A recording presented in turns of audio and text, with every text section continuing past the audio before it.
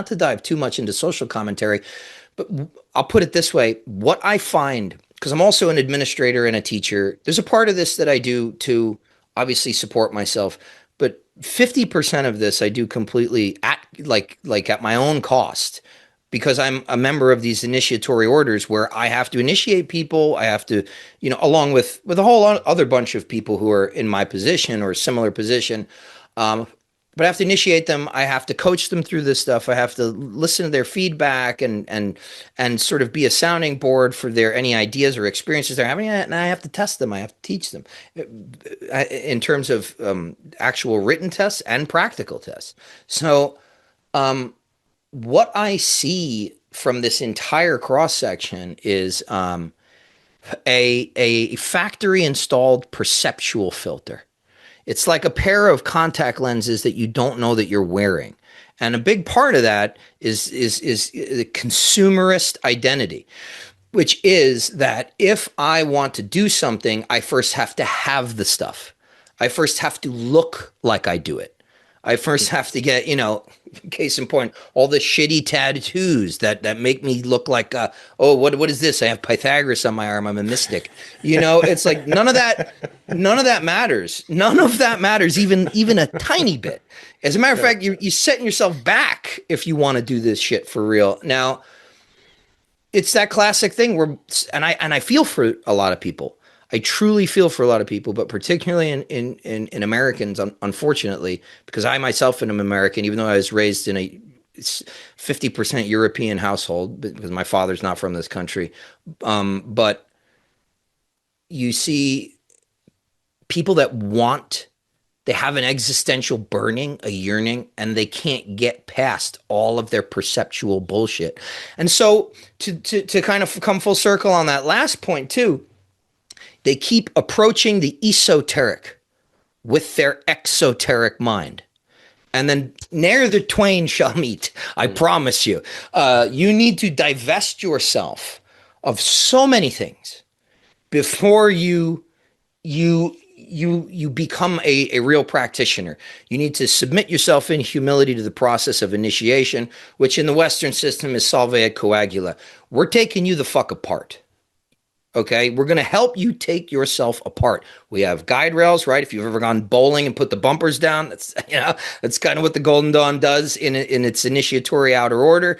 And then we're going to help you put yourself back together under the auspices of spirit, right? After having moved through the four elements of your psyche, right. The material, the imaginal, the emotional, and the volitional. But then we're going to tell you, okay, let's do magic. Right. So rebuild on top of a spiritual foundation rather than egoic foundation.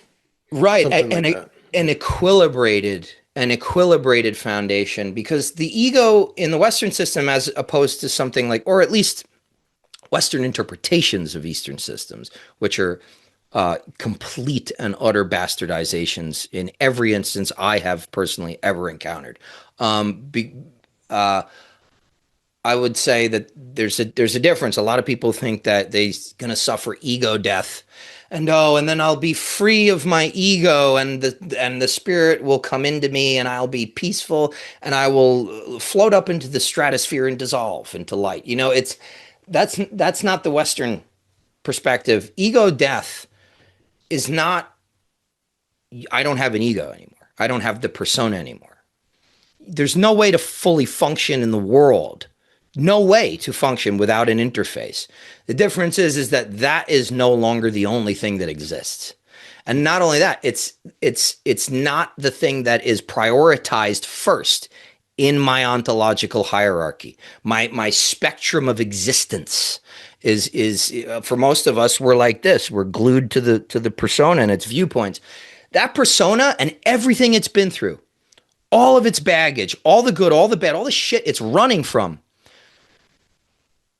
There is a kismet. There is a providential quality to all of the faults and all of the imperfections of your life, because if you manage to reverse what is inherently the state of a human being. That is to say, awaken the soul and put the ego underneath it instead of to put the soul to sleep and have the ego above it, or the persona is probably a better word here. When you invert that process, the ego becomes extremely useful because it's the way that the spiritual operates in the material world through you. And that is an alchemy of all your anger, your short temperedness, your envy, all of that stuff now gets used for good. You know, you say, well, how could you use envy for good? Well, envy gets transmutated into something like, extreme self motivation, or, something like, okay, compassion. Compassion. I feel the envy in me, and I'm gonna stuff it down, or not stuff it down, but understand that it can't take over, and then start to put myself in the other person's shoes. And then it's like you don't sit there and do nothing. You go and you go forth into the world that way. And Yeah. Well, it is just a to pause there nuance. for a second. Yeah. Like envy, if you get behind the envy, you're going to find out what you really desire, Exactly. right? And then how can I use my will to meet that desire, to attain that thing I desire? Yeah. Rather than just get stuck in the envy and that kind of reactive oppositional state. Yes. Yeah. And what's worse is unaddressed envy. Envy in you that like you feel and you're seething, and it's kind of like a background program. It's like running in the background, and you never bring it to the front and look at it and address it, so it stays with you for days, sometimes weeks, maybe even months, maybe even years. And so the outer order of something like the Golden Dawn and other initiatory systems of the West forces you to look directly in the face of the things that you are projecting into what we call your magical mirror of the universe. That's interesting. I don't have a lot of knowledge about the Golden Dawn, but what you're describing sounds a lot like what Carl Jung talked about as the relativization of the ego. You don't dissolve the ego, the persona. We need it. It's a part of our character. Mhm. If you follow Plato and the myth of Ur, it comes with us. You know that Yeah. that character is ingrained in us, but you relativize it. Yeah. Yeah. My yoga guru would always say, you make the heart the boss. Yeah. Yeah. Absolutely. I mean,